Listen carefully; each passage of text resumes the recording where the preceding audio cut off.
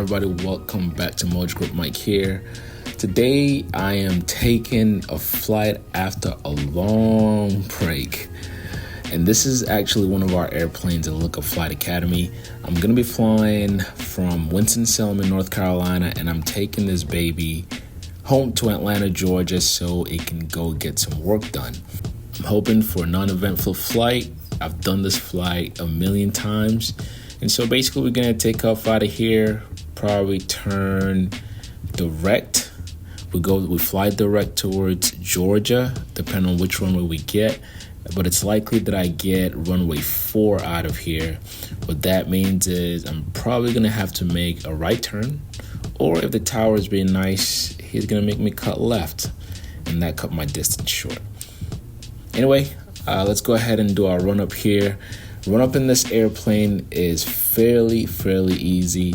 As you can see today, I'm flying a Dynon. I'm used to Garmin screens, but the Dynon Skyview are actually pretty great. You can look at the screen. These are the same data I would get, say, in a Garmin G1000 or G3X. The only difference with this Dynon Skyview is it's not much of a touchscreen. You've got buttons, but it works just as good. The graphics are clear. And so this is my first real experience of being with this for a couple of hours. Again, I'm hoping for a non-eventful flight, but I'm actually excited. I want to get up in this plane so bad. I've only flown the Sport Cruiser maybe 2 hours total. So this trip should be a good 3 to 4 hours. So as we get going here, I'm getting a request for my takeoff. And let's get up and go.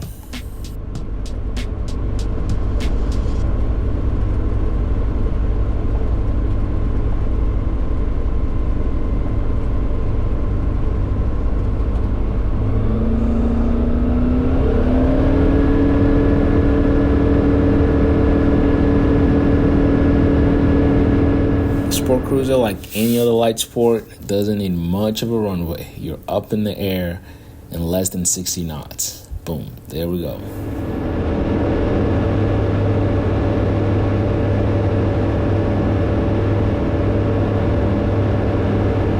It's a nice warm day today, but being that I'm the only one in the airplane, climb's pretty good.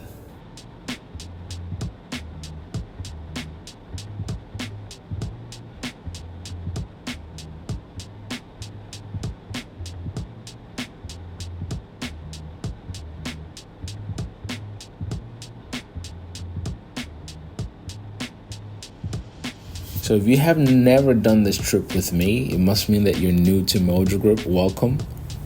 When flying to or from Winston-Salem, you've got to go through a Class Bravo, the Charlotte Bravo, and it's just a few miles out. And so right now, I know I've planned to stay under the shelf of the Bravo because I've actually gotten in trouble with this Bravo before. And so the shelf for my flight plan is going to be less than 6,000 feet. So as long as I stay below that, I actually plan to stay much below 6,000 feet. And it's just the right corridor of this Bravo. And I'm going to cruise around there probably for 30 minutes until I'm able to get out. And given what ATC tells me to do, I can either penetrate the Bravo or more than likely, I'll just stay around and away from it to be safe.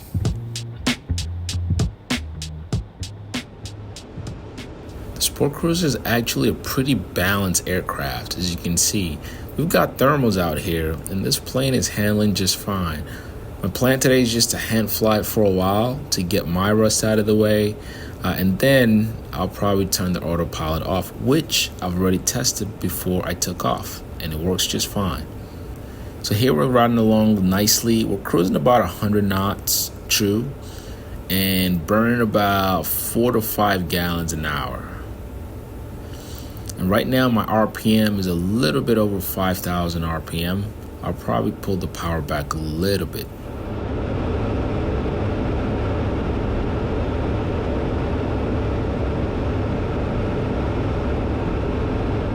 Okay, we've been able to get some help with flight following, and I am now turning my autopilot on.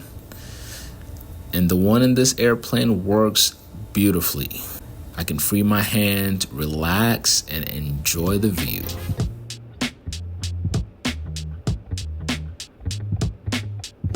So here's some key differences to look forward to between the Garmin and Dynon systems.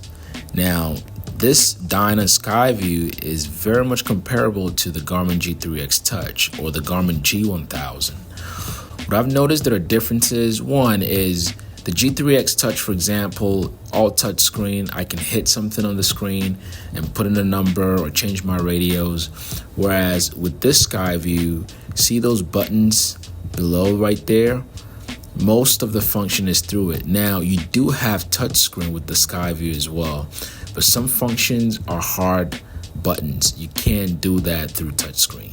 Also, one difference with the Skyview or the Dynon system is you still need some additional equipment. So as you can see the setup in the Sport Cruiser, this is a 2015 model, by the way. You see I've got dual screens. One is turned off right now, and the middle equipment for my GPS is a Garmin. So, but they do talk to each other, which makes my life a lot easier. And as a training aircraft, this actually works out great. There's a lot more equipment in this airplane than anyone really needs for training. The autopilot, for example, you see me using it right now. Chances are when you're training to become a pilot, you generally are not using the autopilot.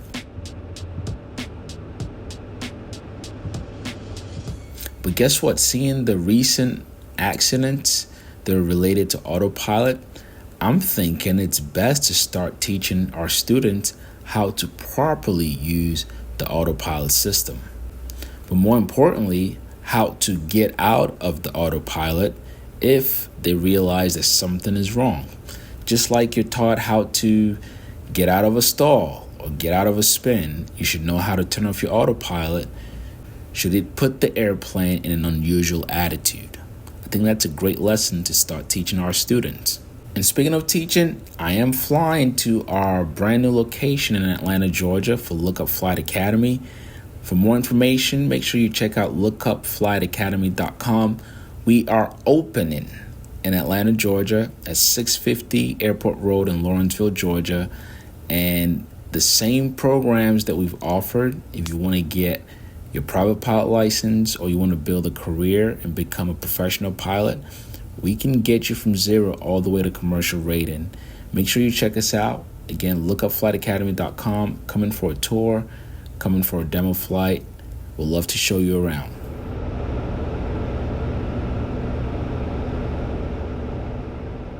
Coming off now closer to KLZU, I'm going to start our descent. We're not that far up because today is a warm day and I actually stayed low below 6,000 feet. And so I just only have to drop about 1,000 to 2,000 feet. And once I get closer to the runway, I'll get down to 2,200 feet. In this aircraft, you're good at cruising between 75 and 80 on downwind. And once you turn base, you can start pulling that power back. You want to be probably between 65 and 75 knots. And when you make your final, you want to be around the 60s for this aircraft.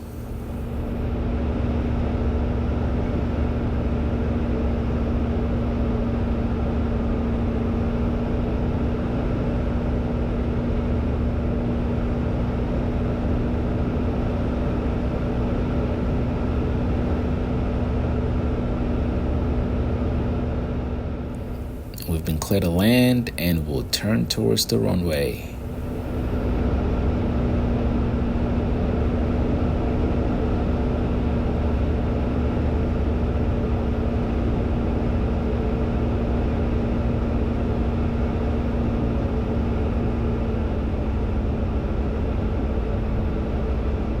The aircraft glides pretty nicely. One thing I do need to work on personally as a pilot is how to use my trim in the landing phase.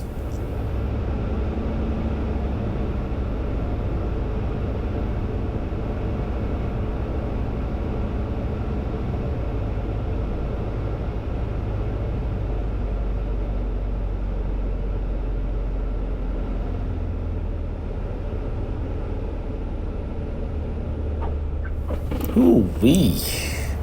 Yep, gotta go back to the lab. But thank God we touched down safely. Well, here we are at KLZU, and I'm going to be turning left towards the North Hangars and towards our new hangar at Lookup Flight Academy. Thank you all so much for taking on this flight with me. If this is your first time, you know what to do. Make sure you subscribe with the notification bell on. We're going to be putting out a lot more videos in this airplane, so make sure you stay tuned.